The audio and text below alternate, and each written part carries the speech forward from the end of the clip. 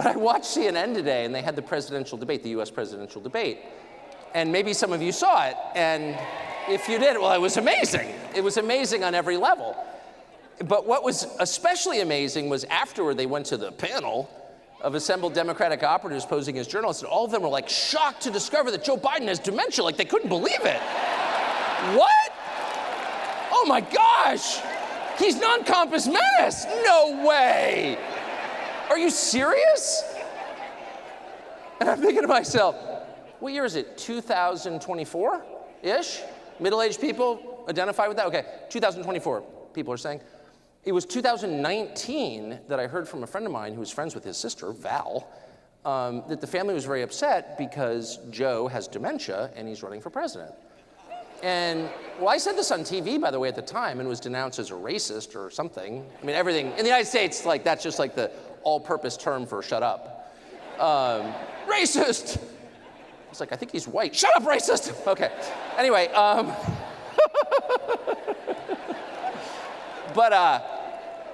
But his sister had told a friend of mine, like an actual friend of mine, one of my neighbors, that the family was upset and that his son, sadly, had passed away. By the way, not in Iraq fighting a war for freedom, but of cancer. I don't think he's aware of that. But sad, and that the family was convinced he needed to kind of get it out of his system by running for president. But of course, no one's going to like make Joe Biden the nominee because we had Pete Buttigieg for that. Who's, now it's a joke, but at the time they were like, people are gonna love Pete Buttigieg. He's incompetent, but he's gay. Great. And then people were like, what? No. So they had to go to Joe Biden, and he actually became the nominee and then somehow became the president.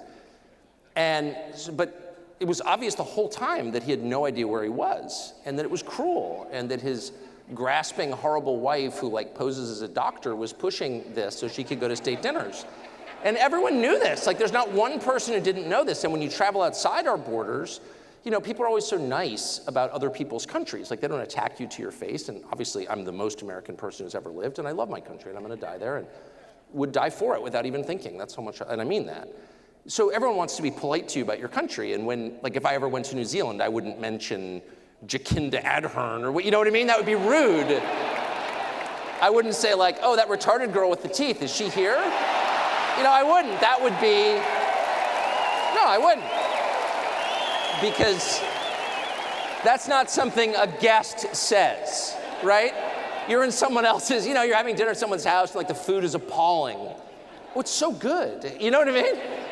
But even given the high standards of politeness offered to foreigners in foreign lands, everywhere I've traveled around the world for the past 4 years, and it's been a lot of countries, people are like, so Joe Biden, how is he?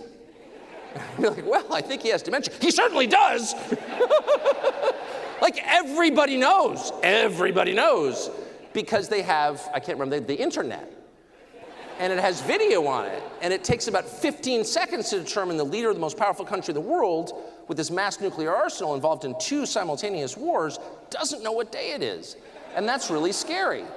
But if you come to the United States and you're in the media envelope, this like fake world created by this disinformation specialists who run our media, that's never mentioned at all. It's like everyone it would literally be like everyone pretending Jacinda Ardern is like a legitimate person, which they may have done in New Zealand. I wasn't there. You know what I mean? Where people say, oh, that's the prime minister. What? It's ridiculous, actually. But everyone sort of plays along like it's not happening.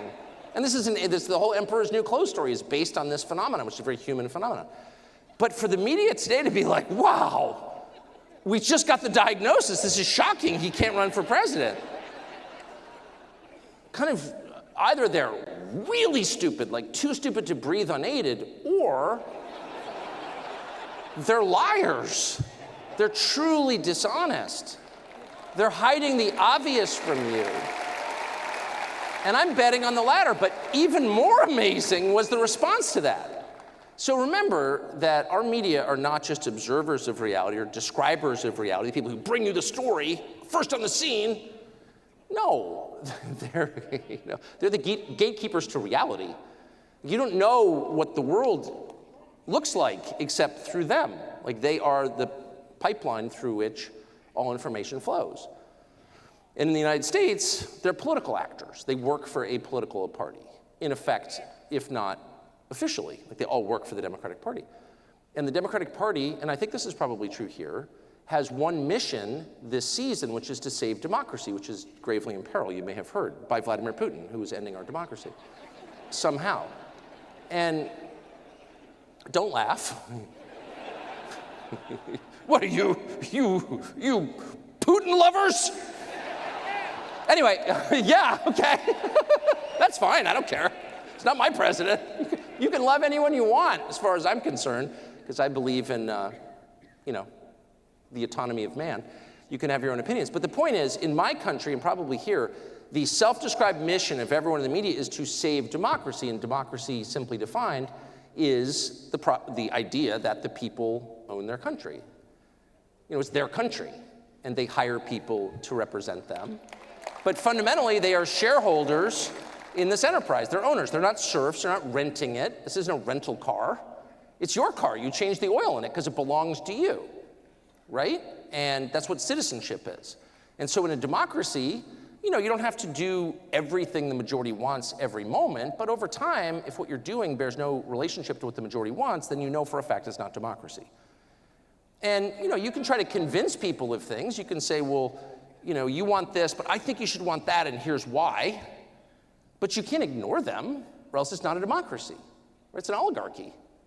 And you see yourself as the owner, and they're the tenants, the serfs, the renters, and you can just do whatever you want, and it doesn't matter what they think. So that's the most anti-democratic attitude possible, right? That attitude is the enemy of democracy. And all of a sudden today, these defenders of democracy are like, well, obviously Joe Biden's got Alzheimer's, and he's super unpopular, he can't win, therefore we need to replace him. And it's like, wait a second, he was already elected in the biggest landslide ever. I don't know if you knew that. Like, he got over 1 billion votes, in our country. He got more votes than Black Jesus. And because he's just so unbelievably popular, people just love Joe Biden. It was a landslide, literally a landslide in 2020. And that gives him the authority to do whatever he wants, whether you like it or not, because so many of your neighbors voted for him. You don't know their names. But it happened, okay? It happened. It's sort of like COVID deaths. You never actually met anybody who died of it, but millions did die. Everybody voted for Joe Biden except you, so shut up. So he has this mandate, this moral mandate to do literally whatever he wants, import 30 million people illegally, and you're not allowed to say anything about it, racist. And yet, at the same time, and then Democratic primary voters, just like the other day in our system, the members of the party vote for their nominee. He's elected by his own party. People actually went to the polls, cast a ballot for him. But all of a sudden, because he might not win against the orange man, we need to take his job away from him by force and let the donors put someone in there who can beat the orange man, because that's democracy. And that made me start to think for the first time, maybe we're defining the word democracy a little differently. Maybe you've got a different understanding of what that means. Maybe you think democracy is when we do exactly what you and 8 of your friends want.